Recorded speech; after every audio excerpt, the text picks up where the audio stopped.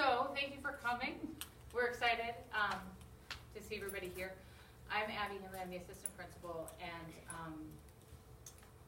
brought the Olweus grant to CLP Middle School to begin last year. We have our team of teachers, Delia Mahaney, our academic dean, Sarah Dogo, math teacher, Dale Jackson, math teacher, Danny Fennell, English teacher, Liz Toki, our integrated services teacher, Cheryl Duke, school counselor. We have Jason, who owns Miomai across the street, is a member of our team coordinating committee as a community input, and Jen Aberly, parent membership on our coordinating committee. So we're excited, and thank you to Elizabeth, our principal, for being here tonight as well. So we're going to go ahead and get started. I'll let Danny lead us off. All right. So we're going to first start with kind of a little quiz about what you already know about bullying. So if you have a pen or a pencil, you can take a minute and just kind of go through and answer the questions. They're all true or false. I'm going to give you a second to do that.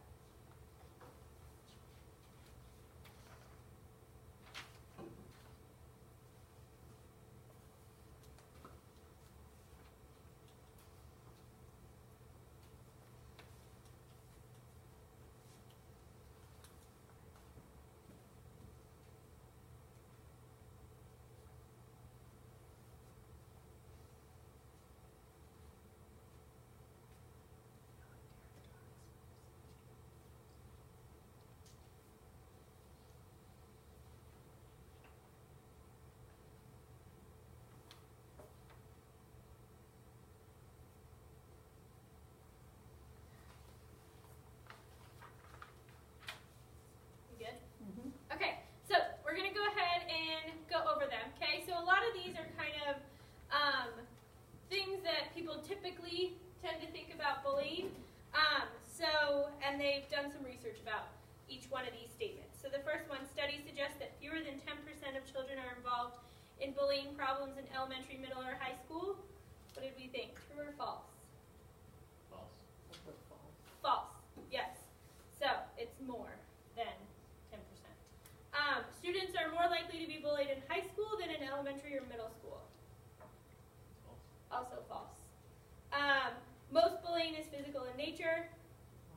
Was false as well. Girls are more likely to be than boys to bully others. False. In recent years, cyberbullying has become one of the most common forms of bullying among students. True. False. It's false. It is actually false. Okay. They're still doing it face to face. Oh, I know they are. Yeah. Yes. The vast majority of students who are bullied tell a teacher or other member of the school staff. That one's false. Bullying is just as likely on the way to and from school as during school hours. That one is also false. So it's more likely to happen in the building, at school, than on the bus, even. And then most students who observe bullying don't think they should get involved. True. False. So the studies they find that most students feel like they should get involved, but don't necessarily know how. And so that's kind of what our program is working to help kids with, is how to kind of take initiative and take charge when they see that, because they obviously feel like they want to, but they don't necessarily always have the tools to. How many of you were surprised by any of those? That last one. Yeah. Cyberbullying, I thought that would have increased a great deal. I thought that as well, but I was surprised that it's still not as prevalent as like face-to-face. So we are, okay, so we're going to talk real quick about the definition. So as we're working with kids this year, we're going to really be teaching them about what is the definition of bullying versus someone being rude or mean behavior. So bullying is when someone repeatedly and on purpose says or does mean or hurtful things to another person who has a hard time defending himself or herself. So some of the key points are that it's repeated and it's on purpose and it's done intentionally, and that there is some sort of power imbalance, whether that be academically, socially, physically. There's some sort of power imbalance where someone feels that they aren't able to defend themselves. So that's the definition that we will be teaching the kids, and we will have posted around the school, and that we will be talking about in a lot of our class meetings. And so how this came about is we found that as administrators, as teachers, and as our counselor, we've dealt with a lot of situations with kids where everything is called bullying, and in reality, we're two friends that might be fighting. And that was coming both from, I think, students and parents with very good intentions of as kids are starting through school, of really teaching kids to speak up for themselves or speak up when something happens. So one of the things that we went through when we were looking at this grant with CU Boulder is it's called the Safe Community, Safe Schools Grant. So there's buildings across the state that are participating in this process at some form or another in the timeline. So we began our timeline last year. And so it's a 3-year process. So they have multiple schools. We had about over 20 that were in our cohort of starting at the same time. A group of schools started before us and some that are starting later. And they collect data for all of these schools to see what are some trends across our state, and then we dig into ours specifically. And so we went for this grant because our team, this is our PBIS team, our Positive Behaviors Interventions and Support team, who have really worked at creating some consistent messaging for behavior across our school, and then a consistent way that we teach the expected behaviors, and then a consistent way that we respond positively to those behaviors that we do expect. And what we noticed are some of those recurring behaviors that happen in these years. The 6th through 8th grade is such a formative time for kids socially, behaviorally, that we wanted to find ways that we could do things consistently and in a way that was proven to work. And so I was approached by the writers of this grant, and they provide a lot of things for us to get started. So our year 1 was last year. They helped us with really assessing our team's foundation and how we work. We mapped all of the resources across our school that address social and emotional learning. We collected data. There's a lengthy survey that students and staff took both in the fall and the spring of last school year. A small group of our team attended a full day facilitated training on how to analyze that data for our specific students, and what are they seeing, and what do they say that we need, and what are we missing, as well as then we use that data with our entire staff to get feedback. And then we looked at, there's a menu of blueprint selection programs, and what that means is they've gone through a very rigorous process to determine that they are proven to work. They've shown positive correlations in specific areas. So we used all of our data of what were the areas that we noticed were most needed for our school. We were pretty excited about the data that we got. Our school was consistently had more positive ratings than the state average in almost every single aspect of our school survey. So then what we did was look at what are our relative strengths and weaknesses for our building and our students. And so we looked at those areas to see what are our highest needs. And what those were typically engaging in pro-social behavior, as well as the acceptability to peer aggression. So, and when you see something, those mean behaviors, whether it's physical or verbal in nature, of that becoming okay. And that we see that, and we hear parents talk to us about that all the time. We see that everywhere, but we're not okay with that. So we were looking at some specific programs that will address those particular needs that we saw. We did decide on the Olweus Bullying Prevention Program as a program that meets our style and the culture of our school already with what we're doing, as well as has pretty impressive results when you look at the data behind the research. And we developed a school action plan of how we would roll this out with all staff buy-in being a really key component to that decision. And so we were extremely excited about the unanimous support of our entire staff, from our front office to all of our teachers, in creating a schedule change. And if you work in a middle school, you know what a big deal it is to commit time away from content class and to take a 44-minute chunk every week to commit to teaching something that's not going to be on any test, as well as a change in schedule and that interruption to a day. So every Monday after lunches, we have a 45-minute time that across the school building, our staff is unanimously committed to doing this Olweus work. We trained our staff, and so taking a full day in the beginning of this school year to make sure that everyone knows the expectations, is trained in how to facilitate the work that we're doing, and giving those times for those questions and what ifs. And then we also, every month, grade level teams. So the 6th grade team of teachers will meet once a month for an hour, and they meet to discuss what are we seeing in our class meetings, which is a component that we'll talk about. What are we seeing across our 6th grade behaviors, and what is being reported to us by our students, and what are the commonalities and what are the needs that we see for our grade, and how is this working? We also this year had our student kickoff on Monday and had our assembly of really making sure that students know how important this is, how committed we are as a school, and what it's going to look like for the year. And then our parent information night this evening. We will also have parent feedback sessions throughout the school year to engage more parents in that process. We've added 2 team members to our Olweus committee, and that is Jason and Jen, so that we're really including the community voice and perspective of, hey, wait, this would really help when kids are coming across the street, or this is how we can be involved, or this is how we can spread that message, as well as these are the questions I have as a parent, because I have a student here, but that doesn't mean that I'm always thinking with that hat. And so having someone who doesn't work here from that parent role is really crucial in terms of this process, because this whole work is based on a commitment of a partnership between families, students, and the school, and that's something that we value very much. Through this process that we are pretty excited about, other than the fact that this grant pays for everything that we do, for this entire process, all the materials, all the training. We have outside consultants that come in and facilitate us to make sure that we are staying objective and focused, as well as doing our very best work. They are also evaluating the work that we do. So all of the evaluation that goes to students and to staff, they're helping us analyze.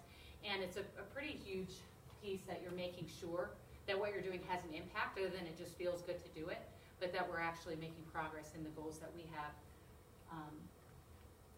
drafted for ourselves. So I mentioned parents, I mentioned most of these things, but this is kind of the base of how this is going to work, is that we do work in the classroom. We do work that involves our community, that we're not just thinking about just our school day, that we include parents as an integral part of this process, that we know what to do when individual situations happen, because if we just talk in an assembly, teachers also need to know what happens when it's happening in the hallway right in front of me, as well as what are we doing school-wide systems to make sure that this works. So I'm going to let Danny talk a little bit about individual components. So for the individual component, before we kind of jump into the teacher response to things, we actually have a skit, a role playing, for anyone who wants to participate. So we do need 8 people. So anyone who's willing to be on camera would be.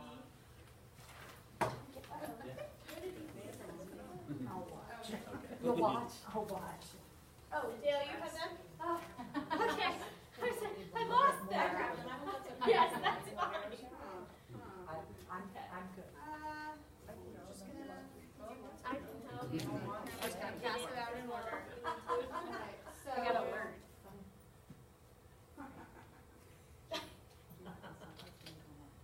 I can facilitate. It might be easier if I can facilitate. Right here. Sorry, you're gonna stand right in the middle. I believe. Can you help me with how this is set up? Yeah. So D, okay. So finger who has here. A? Okay. So A is gonna be here. Delia, scoot over a little for B. Here's C. Okay. So you can scoot over a bit. And then D. Liz, you can scoot over a little. And then E. No. This is Jen E. Who's E? Okay. So E. Are you okay being? You're kind of like right here. Okay. And then F, you're there. Okay. And then G is good here. Okay.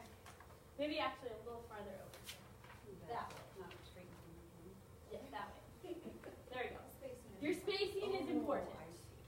Okay, so the first time around on your sheet, you have your name, like who you are, and your role, and there's a little blurb about what your role is, and it kind of describes it. So the first time we go around, I'd like you to read just the role, not the what you think part.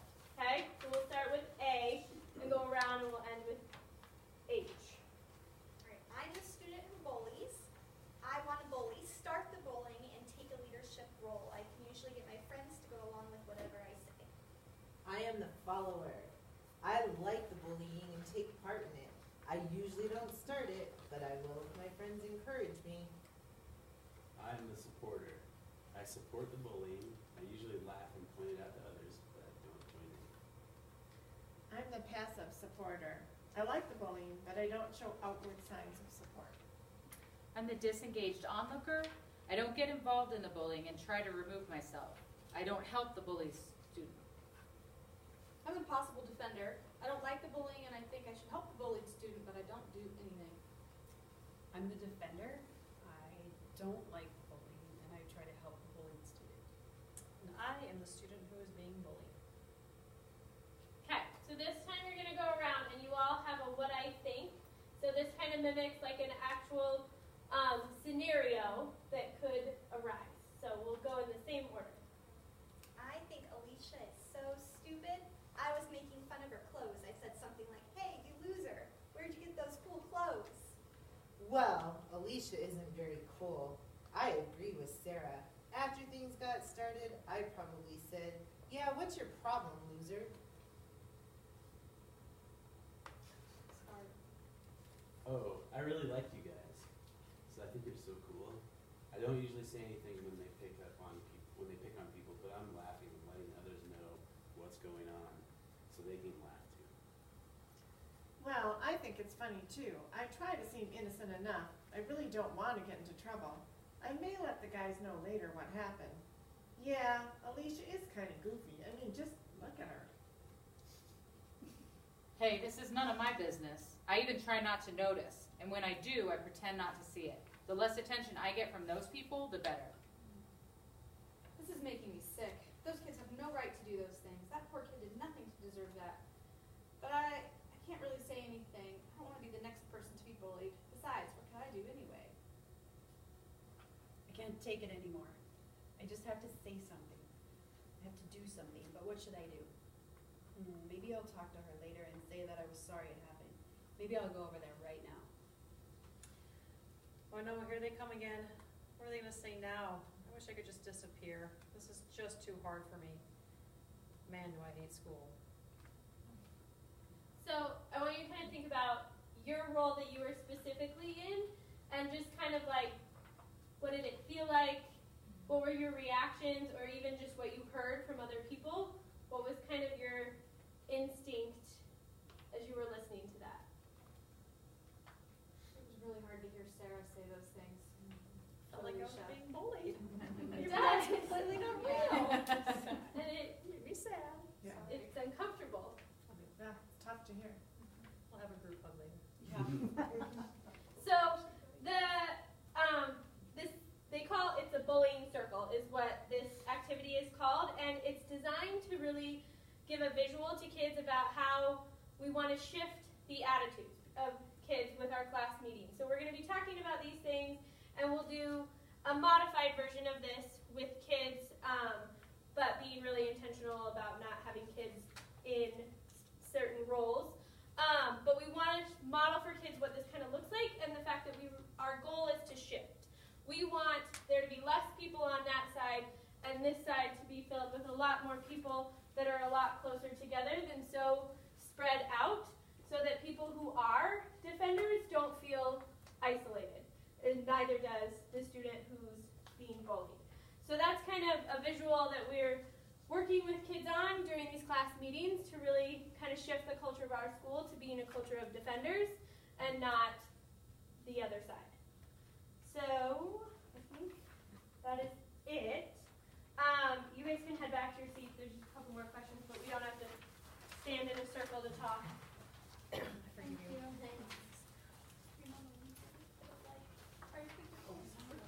Thank you for participating. So, before we move on to a couple of the individual components, a couple of the other questions. What are characteristics that you guys find that kids need to be defenders?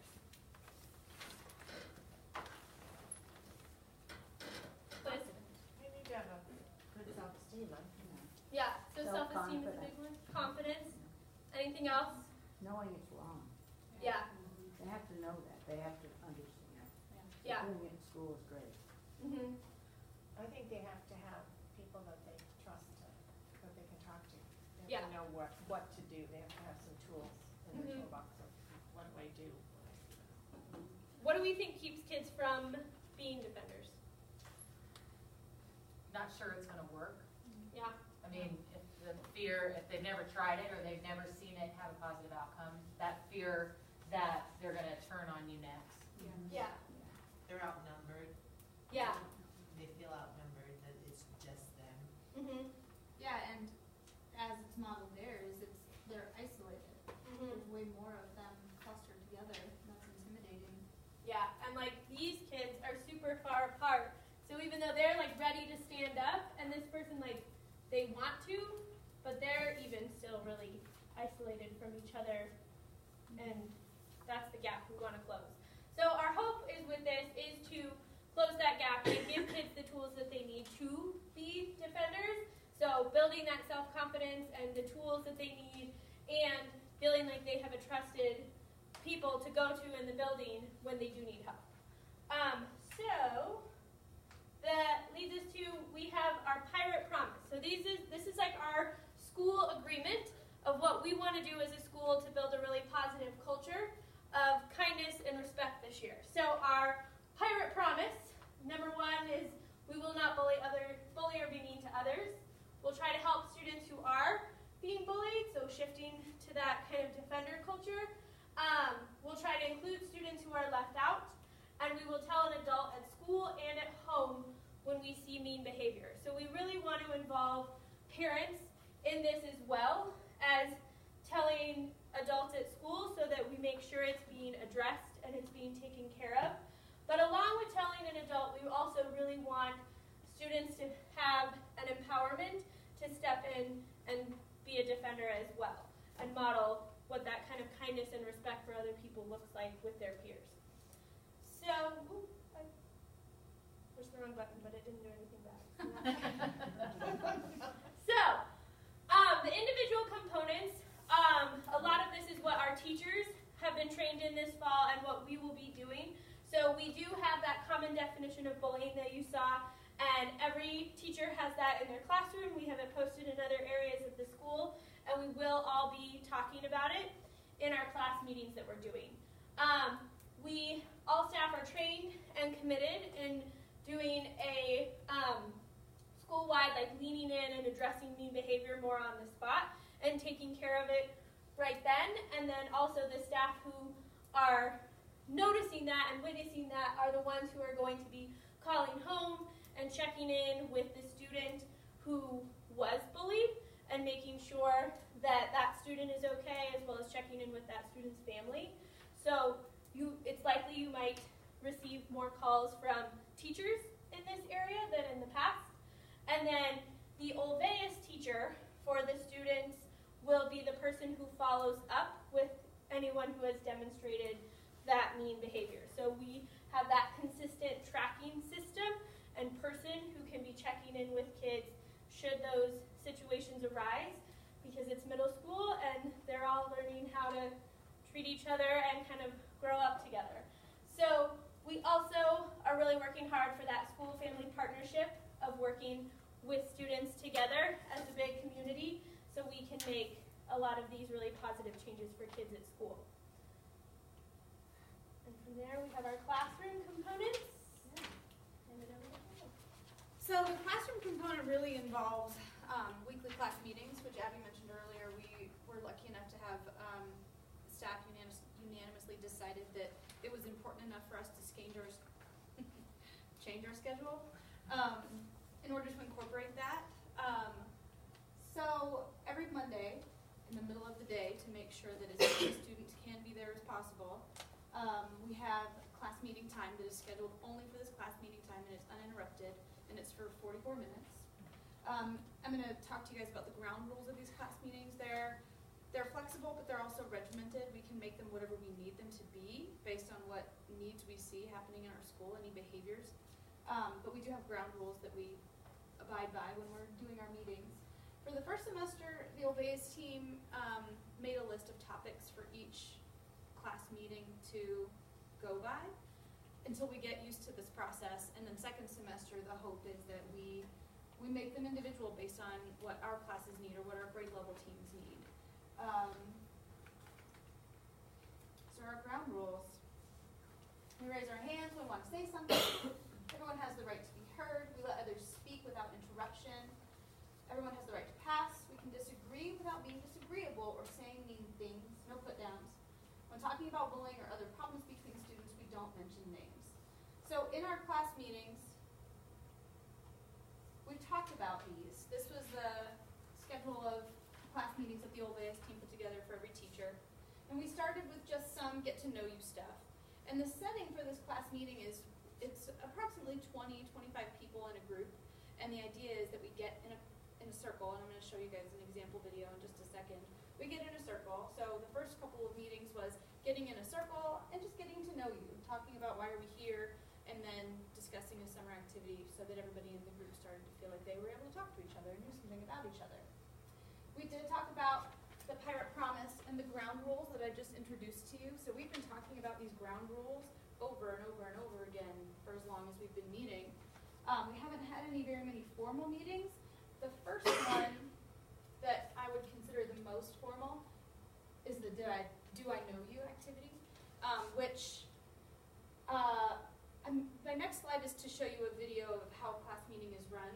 It's not our class meetings. We haven't videotaped any. I'm not even sure if I would feel comfortable with that at this point. But from our feedback, we meet with our grade level teams to debrief after these class meetings just to see how other classes felt about it, how we felt it went, how can we improve it more. But the Do I Know You activity was one where we intentionally paired up students who might not normally know each other or talk to each other much on a personal level, and we had a list of questions that they were, you can choose which questions to ask your partner, and it was kind of an interview setup. So they paired up, and it was not a back and forth. It was, I'm going to ask you a bunch of questions, and I'm going to let you talk about yourself, and I'm going to listen.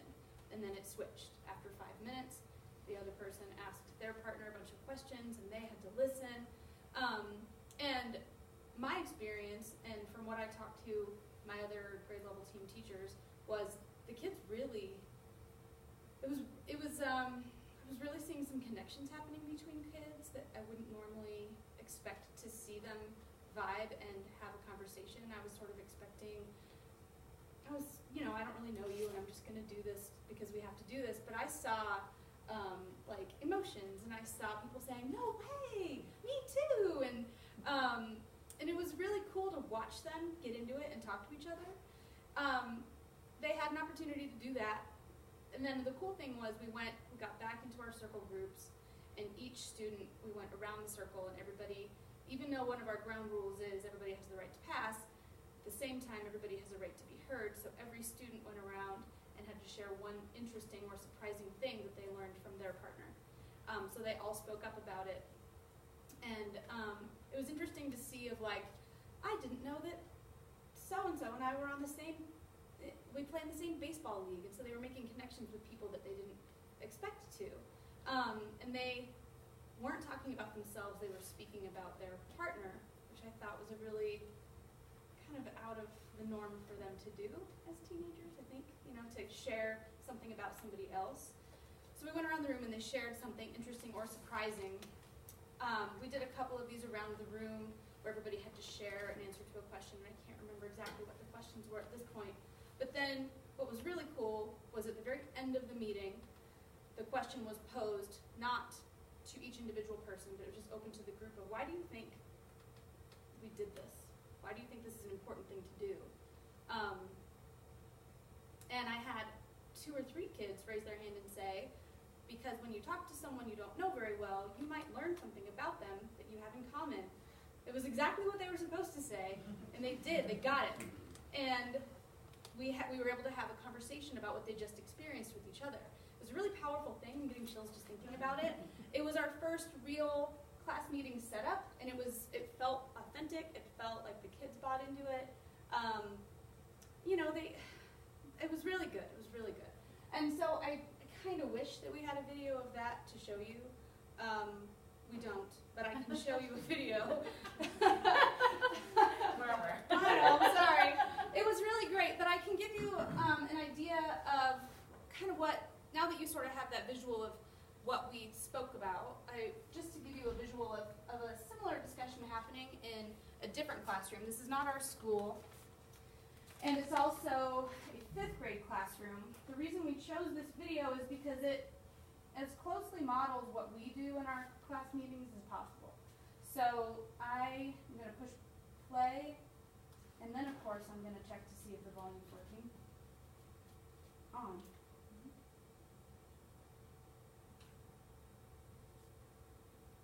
And then I've got to find where I'm going to start. It's a 12-minute video. I just wanted to show you guys a clip that shows different ways that these kids will interact during their class meeting. It's not what you would expect a traditional class to look like. It really is whole group, it's partners, it's group sharing, this is what I was going to show you. A little bit of each. So, Are you doing this by grade level or are you mixing? good question. We are doing it by grade level. This next All question six. I All want you 6, to all turn 7, your all partner 8. and ask, and I want you to try to remember the solutions you're coming up with, because what we're doing is we're just finding ways to generate possible solutions to teasing. So try to remember some of the good ideas that you're coming up with. Okay, the second one I want you to talk to each other about is, if you're thinking about teasing another person, even in fun, what might you want to think about before you actually do it?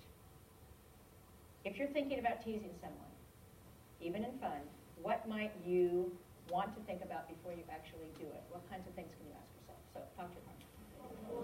If they don't like it, why would you do it? Why would you do it? It's just not smart. They're not gonna like it, and they're just gonna not like you, and they're not gonna accept you because you've been mean to them. Why would they be nice to you if you're being mean to them?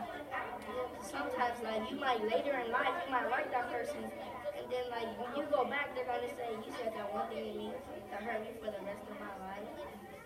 So I don't even want to talk to you or be friends with you. Yeah. That's really the long-term thing. Is this gonna come back and not be good to me in some way or another? Okay. Thank you. Before we go on to the next question, I want to just hear some of your solutions. So I'm going to try to record this. So Mario, why don't you give me one? Me and my partner came up with like, if I saw somebody else being teased, I would, like, tell a teacher, like, because if it looked like they weren't, like, having fun, if it looked like it was really hurting the other person's feelings, and if I was being teased, I would walk away, but if they kept teasing me, I would tell the teacher. Yeah. Okay. What I said is just like imagining putting yourself in their shoes and seeing what yourself thinks. Okay, so let's just go through these just for a second. And is this one easy to use? You're supposed to raise your hand to tell the teacher. Easy to use. How many for you it's easy? How many it's not easy for? A couple of you. Tell me why you don't think it's easy. Sometimes you should first try to solve it by yourself, and if it gets more serious, then you can bring it to a teacher, but I wouldn't automatically go to a teacher. So why? It can end up causing more problems, and I think that every person in this room is capable of at least trying to solve their own problem. Thank you. So, is it easy to use to just ignore them? How many of you it's easy to just walk away from the situation? And how many of you it's not easy to walk away? No? Okay, does it make people feel accepted in the community? Yes? No? Put yourself in their shoes. Is that an easy one to use? For who? Who's it easy for? Okay. Is there anybody who it's not easy for? Okay, why is it not easy for you to put yourself in their shoes at that moment? It could be that it could be hard to put yourself in someone else's shoes because they could be in like they could have been in, let's say, a bad mood before you started teasing them. Then you might not know that. So let me get some other solutions in here. If like somebody's so I just wanted to show you this to give you a taste of how student-centered our class meetings are meant to be. It's not us as the teachers standing in front of the group and saying that, you know, mean behavior is wrong, bullying is bad. We talk about the fact that it is, but we don't problem solve it for them. We present things to talk about and for them to come up with their own solutions, and we can talk. This isn't a discussion that we are going to do specifically, but we like this one because it still focuses on mean behavior, which is what we would be talking a lot about. And our focus is not, we're telling you what to do. It's, what are you guys experiencing? What do you think you should do? And how can we make sure that you are doing it in an effective way? That's all I had as far as the classroom component. You know what grade level that was? This was a 5th grade class. Fifth grade. I thought they were a little Yeah, they're a younger. little younger, but the But- setup. Sounded very Very, intriguing. it did, right? Great answers. Oh, yeah. Very aware of the camera. I never know, like, when there's a video, if it works the same. Okay.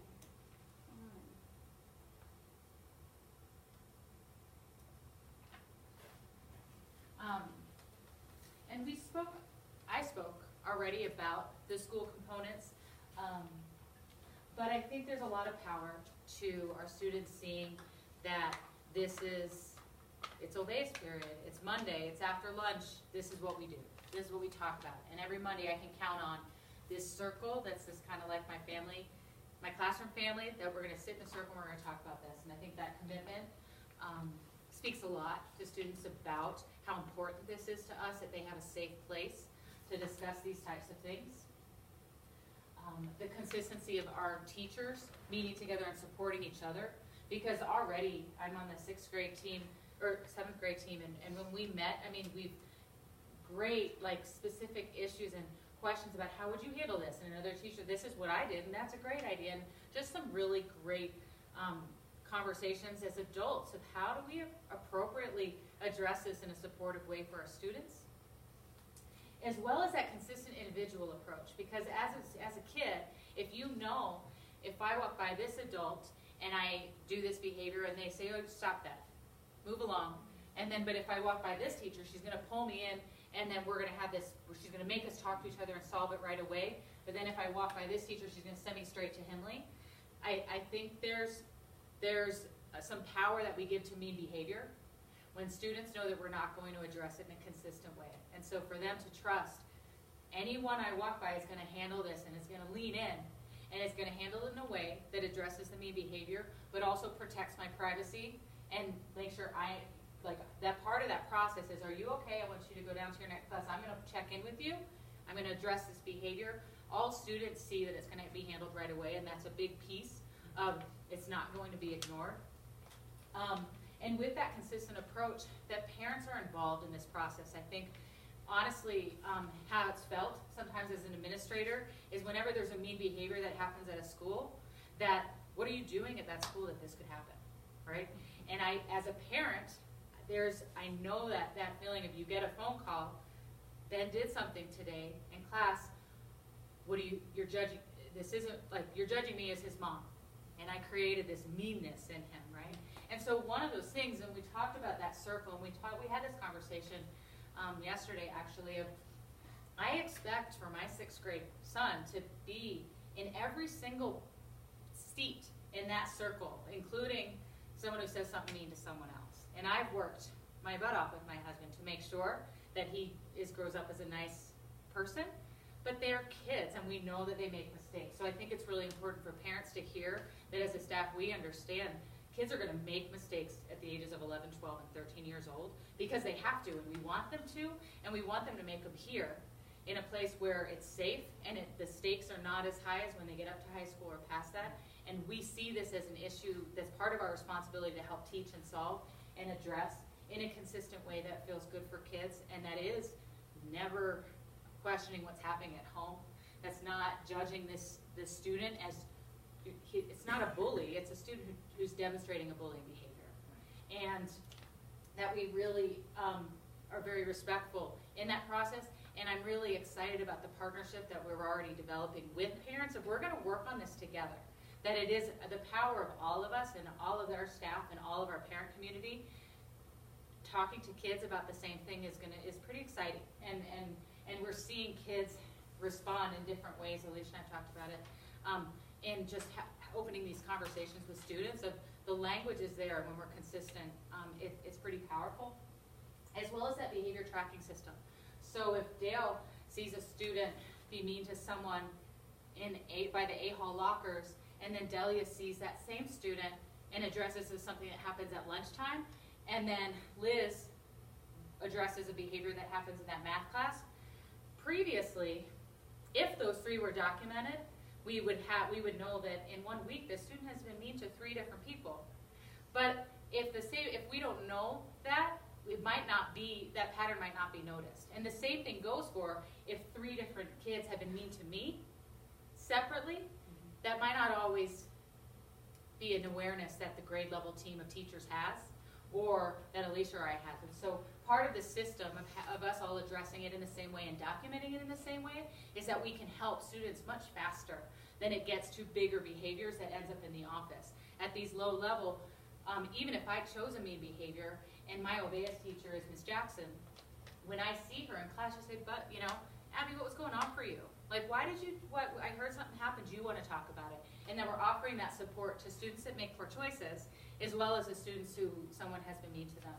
And so both that consistent approach and a way for us to track those behaviors, I think is going to be really powerful for kids. And then with our community, so we do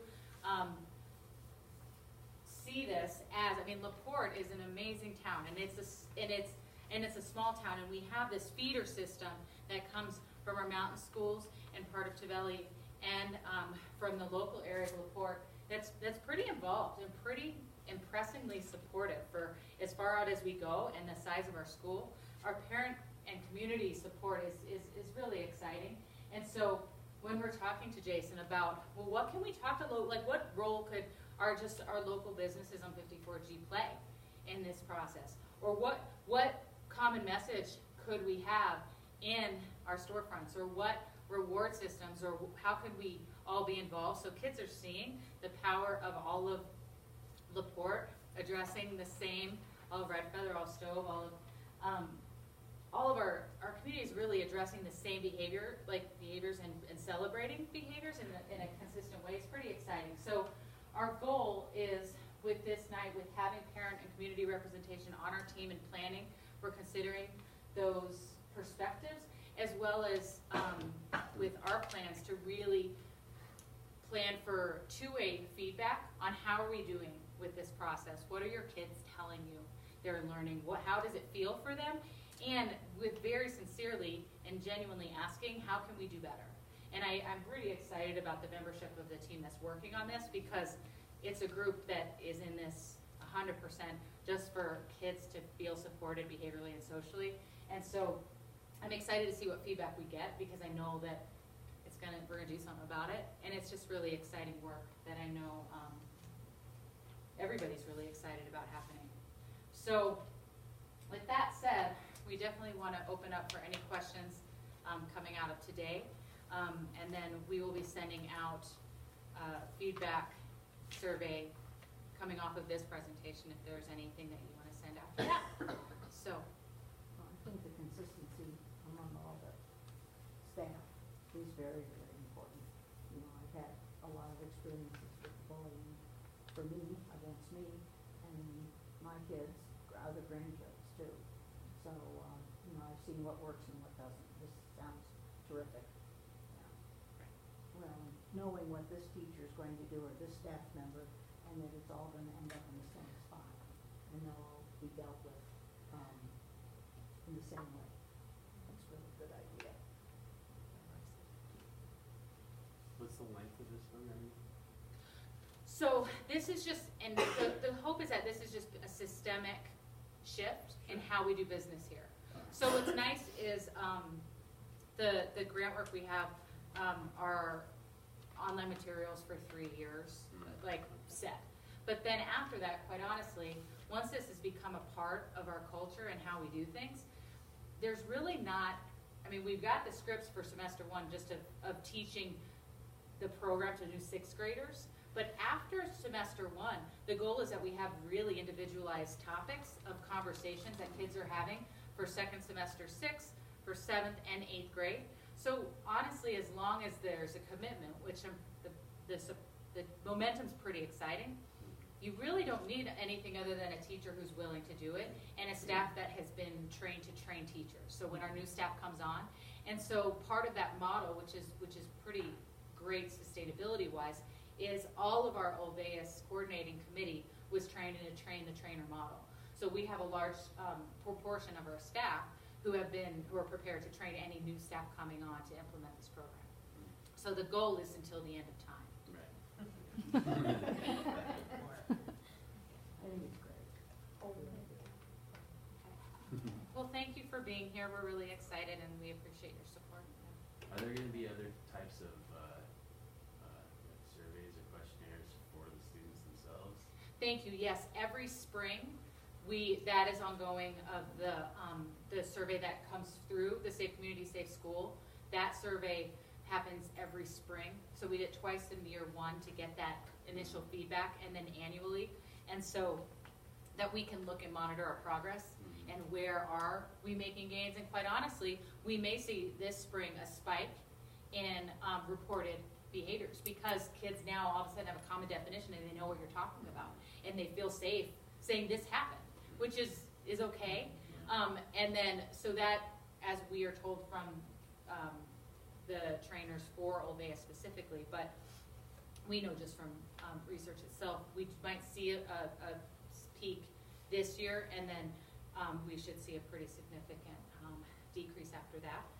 Our district has a connection survey that has some similar data collection from students, and so between that and any survey that we decide to continue after the grant is over with this particular one, we should get some pretty similar data points so that we're not reliant on necessarily just this grant as well to go past the 3 years.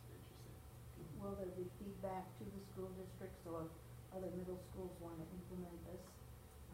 Absolutely. So we had a AP summit, so like our assistant principals of all the middle schools in the district, we got together before school started, and I shared out kind of what we were doing from that point.